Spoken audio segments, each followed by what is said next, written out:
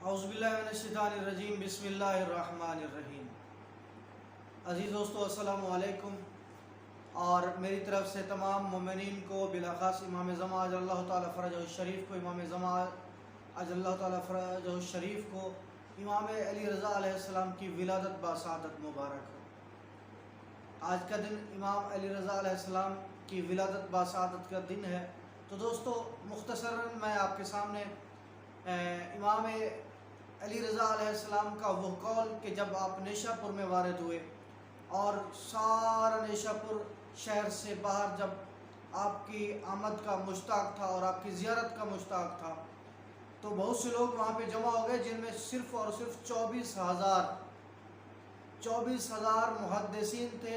جنہوں نے قلم اٹھایا اور امام علیہ السلام کی زیارت کی، اور امام علیہ السلام کی زیارت کرنے کے بعد 24,000 محدثین نے امام علیہ السلام سے کہا کہ مولا کوئی حدیث فرمائیں تاکہ ہم آپ کا کوئی قول نقل کر سکیں اور اپنے پلے باندھ لیں۔ تو 24,000 محدثین نے جب یہ قلم اٹھایا اور 24,000 محدثین نے اس حدیث کو نقل کیا ہے، امام علیہ السلام سے فرمایا کہ امام علیہ السلام سے عرض کیا کہ مولا کچھ فرمائیں۔ تو اس وقت امام علیہ السلام نے اپنے محمل سے اپنا چہرہ انور مومنین کو دکھایا اور مومنین نے زیارت کی، اور آپ نے فرمایا کلمۃ لا الہ الا اللہ حصنی، کلمہ لا الہ الا اللہ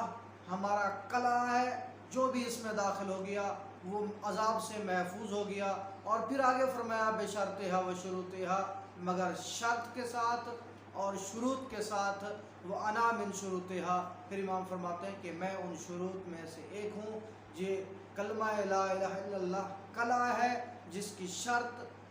نبوت ہے اور جس کی شروط ہم 12 معصومین ہیں، ہم 12 ائمہ ہیں،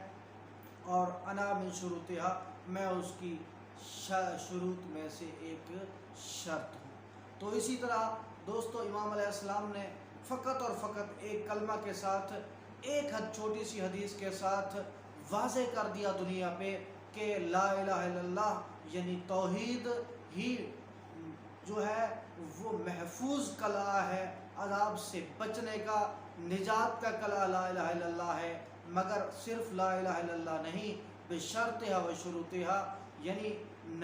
نبی کی نبوت کا اقرار کرتے ہوئے اور ائمہ کی امامت کا اقرار کرتے ہوئے ہی ہم نجات پا سکتے ہیں اور نجات حاصل کر سکتے ہیں۔ اور امام علیہ السلام فرماتے ہیں انا من شروطہا، میں ان شروط میں سے